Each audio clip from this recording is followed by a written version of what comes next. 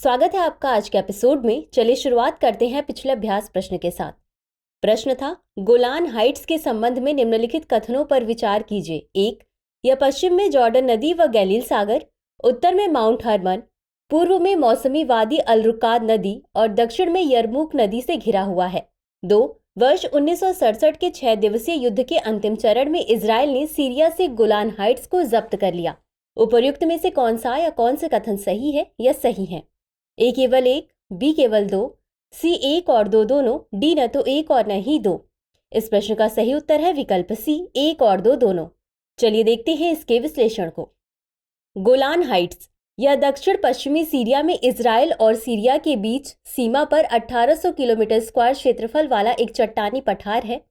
यह पश्चिम में जॉर्डन नदी व गैलील सागर, उत्तर में माउंट हर्मन, पूर्व में मौसमी वादी अल रुकाद नदी और दक्षिण में यरमूक नदी से घिरा हुआ है। अतः कथन एक सही है। वर्ष 1967 के 6 दिवसीय युद्ध के अंतिम चरण में इजराइल ने सीरिया से गोलान हाइट्स को जब्त कर लिया। अतः कथन 2 सही है।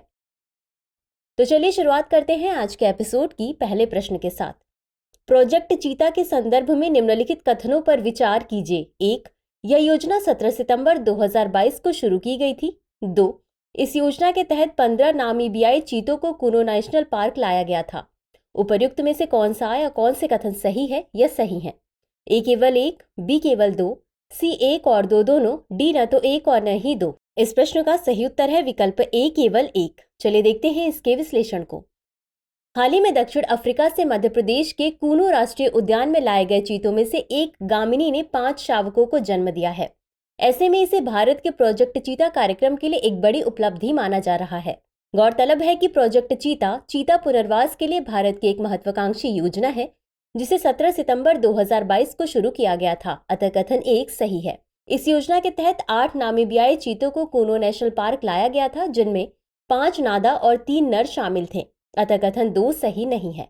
वहीं फरवरी 2023 में अन्य 12 चीतों को दक्षिण अफ्रीका से लाया गया था। यानी कुल 20 चीतों को अफ्रीकी देशों से भारत लाया गया था, जबकि वर्तमान में कूनो राष्ट्रीय उद्यान में चीतों की कुल संख्या 26 है।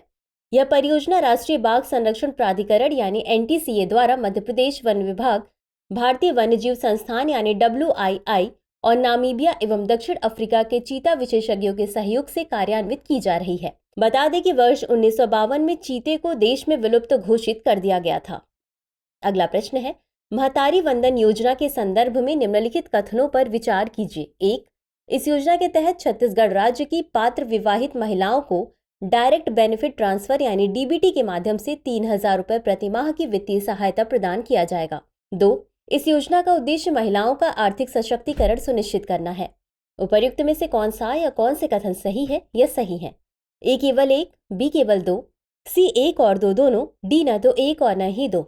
इस प्रश्न का सही उत्तर है विकल्प बी केवल 2। चलिए देखते हैं इसके विश्लेषण को।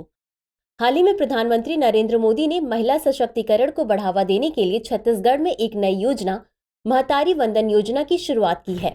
यह योजना छत्तीसगढ़ राज्य की पात्र विवाहित महिलाओं को डायरेक्ट बेनिफिट ट्रांसफर यानी DBT के माध्यम से 1000 रुपए प्रति माह की वित्तीय सहायता प्रदान करेगी। अतः कथन एक सही नहीं है। इस योजना के तहत ऐसी विवाहित महिलाओं को लाभ मिलेगा जिनकी आयु 1 जनवरी 2024 तक 21 वर्ष से अधिक है। बता दें कि विधवा, तलाकशुदा और परित्यक्त महिलाएं भी इस योजना के लिए पात्र होंगी।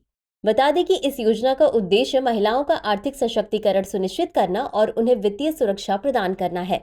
साथ ही लैंगिक समानता को बढ़ावा देना और परिवार में महिलाओं की निर्णायक भूमिका को मजबूत करना है। अगला प्रश्न है, खनिज सुरक्षा भागीदारी यानी MSP के संबंध में निम्नलिखित कथनों पर विचार कीजिए। 1. यह दुर्लभ खनिज आपूर्ति श्रृंखलाओं को मजबूत करने के लिए भारत की एक पहल है। 2. गठबंधन का लक्ष्य यह सुनिश्चित करना है कि देश दुर्लभ खनिजों का जिम्मेदारी पूर्वक उत्पादन, प्रसंस्करण और पुनर्चक्रण करके अपने भूवैज्ञानिक संसाधनों से आर्थिक रूप से पूरी तरह से लाभान्वित हो सके। उपर्युक्त में से कौन सा या कौन से कथन सही है या सही है? ए केवल एक, बी केवल दो, सी एक और दो दोनों, डी न तो एक और न ही दो। इस प्रश्न का सही उत्तर है विकल्प बी केवल 2। चलिए देखते हैं इसके विश्लेषण को। खनिज सुरक्षा भागीदारी यानी MSP यह संयुक्त राज्य अमेरिका द्वारा दुर्लभ खनिज आपूर्ति श्रृंखलाओं को मजबूत करने की पहल है। अतः कथन एक सही नहीं है। MSP का लक्ष्य यह सुनिश्चित करना है कि दुर्लभ खनिजों का उत्पादन, प्रसंस्करण और पुनर्चक्रण इस तरह से किया जाए कि देशों के उनके भूवैज्ञानिक प्रबंधन के पूर्ण आर्थिक विकास का लाभ प्राप्त कर सकें। अतः कथन 2 सही है। अगला प्रश्न है, जीनोम इंडिया प्रोजेक्ट के संबंध में निम्नलिखित कथनों पर विचार कीजिए। 1. यह जैव प्रौद्योगिकी विभाग द्वारा स्वीकृत एक जीन मैपिंग परियोजना है। 2. यह परियोजना शोधकर्ताओं को भारत के जनसंख्या समूहों के लिए विशिष्ट आनुवांशिक विविधताओं का अध्ययन करने में सक्षम बनाएगी। उपर्युक्त में से कौन सा या कौन से कथन सही है या सही है? ए केवल 1, बी केवल 2, सी 1 और 2 दोनों, डी न तो 1 और न ही 2। इस प्रश्न का सही उत्तर है विकल्प सी, 1 और 2 दोनों। चलिए देखते हैं इसके विश्लेषण को। हाल ही में जैविक प्रौद्योगिकी विभाग यानी डीबीटी द्वारा वित्त पोषित एवं समन्वित परियोजना जीनोम इंडिया प्रोजेक्ट के तहत 10,000 भारतीय जीनोम अनुक्रमण किया गया है। बता दें कि जीनोम इंडिया प्रोजेक्ट जैव प्रौद्योगिकी विभाग द्वारा स्वीकृत एक जीन मैपिंग परियोजना है। अतः कथन 1 सही है। यह परियोजना शोधकर्ताओं को भारत के जनसंख्या समूहों के लिए विशिष्ट आनुवांशिक विविधताओं का अध्ययन करने में सक्षम बनाएगी। इससे दवाओं और उपचारों के अनुकूलन की सुविधा मिलेगी। अतः कथन 2 सही है। अगला प्रश्न है, निम्नलिखित युग्मों पर विचार कीजिए जिसमें एक तरफ द्वीप और दूसरी तरफ राष्ट्र दिए गए हैं। 1. अग्लेगा चीन, 2. रीयूनियन द्वीप France, 3. Diego Garcia United kingdom. उपर्युक्त में से कौन सा या कौन से युग्म सुमेलित है या सुमेलित है? ए केवल 1 और 2, बी केवल 2 और 3, सी केवल 3, डी 1, 2 और 3। इस प्रश्न का सही उत्तर है विकल्प बी केवल 2 और 3। चलिए देखते हैं इसके विश्लेषण को। अग्लेगा द्वीप दक्षिण पश्चिमी हिंद महासागर में मॉरिशस से 1122 किलोमीटर उत्तर में स्थित है, जिसमें नॉर्थ आइलैंड और साउथ आइलैंड शामिल है। अतः युग्म 1 सुमेलित नहीं है।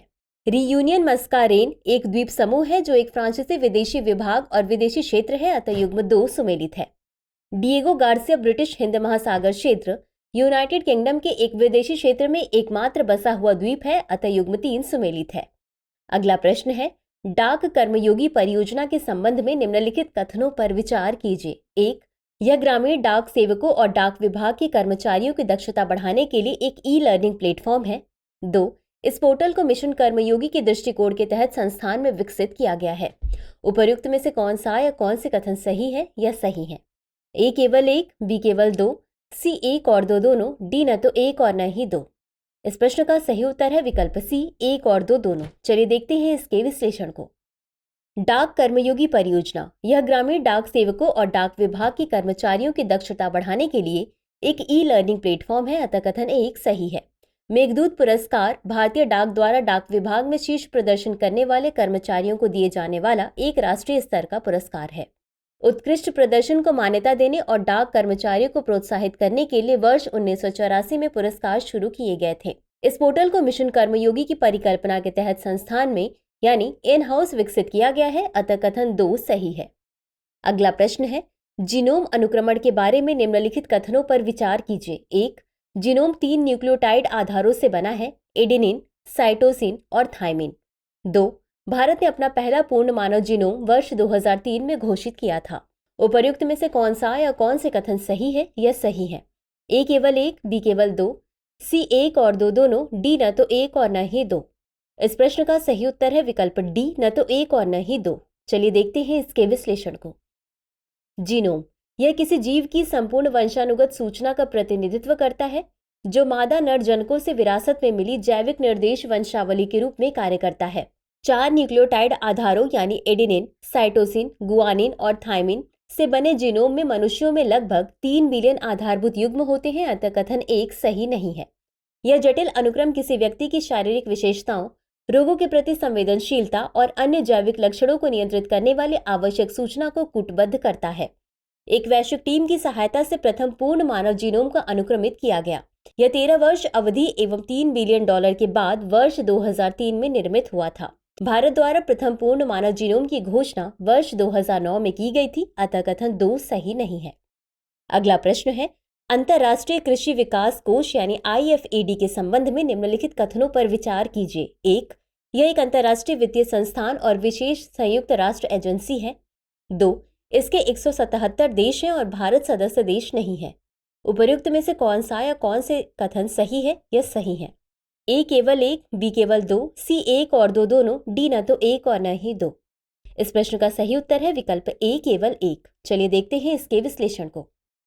अंतर्राष्ट्रीय कृषि विकास कोष यानी IFAD यह एक अंतर्राष्ट्रीय वित्तीय संस्थान और विशेष संयुक्त राष्ट्र एजेंसी है जो विकासशील देशों के ग्रामीण क्षेत्रों में गरीबी उन्मूलन के क्षेत्र में काम कर रही है। अतः कथन 1 सही है। यह संबंध परियोजनाओं के लिए कम ब्याज पर अनुदान एवं ऋण प्रदान करती है। इसे वर्ष 1977 में बनाया गया था जो वर्ष 1974 के विश्व खाद्य सम्मेलन का परिणाम है। इसके 177 सदस्य देश हैं। भारत भी इसका एक सदस्य देश है। अतः कथन 2 सही नहीं है। अगला प्रश्न है, ऊर्जा दक्षता ब्यूरो यानी BEE के संबंध में निम्नलिखित कथनों पर विचार कीजिए। 1. इसकी स्थापना पर्यावरण संरक्षण अधिनियम 1986 के प्रावधानों के तहत की गई थी। 2. BEE नवीन और नवीकरणीय ऊर्जा मंत्रालय के दायरे में आता है। 3. इसके प्राथमिक उद्देश्यों में भारतीय अर्थव्यवस्था की ऊर्जा तीव्रता को कम करना शामिल है। उपर्युक्त में से कितने कथन सही हैं? A केवल 1, B केवल 2, C सभी 3, D इनमें से कोई भी नहीं। इस प्रश्न का सही उत्तर है विकल्प A केवल 1। चलिए देखते हैं इसके विश्लेषण को। ऊर्जा दक्षता ब्यूरो यानी BEE की स्थापना 1 मार्च 2002 को ऊर्जा मंत्रालय के तहत ऊर्जा संरक्षण अधिनियम 2001 के प्रावधानों के तहत की गई थी। अतः कथन 1 सही नहीं है। BEE विद्युत मंत्रालय के दायरे में आता है। अतः कथन 2 सही नहीं है। BEE का मिशन भारतीय अर्थव्यवस्था की ऊर्जा की बढ़ती मांग को कम करने के प्राथमिक उद्देश्य के साथ ऊर्जा दक्षता के लिए नीतियों और रणनीतियों को विकसित करने में सहायता प्रदान करना है। अतः कथन 3 सही है।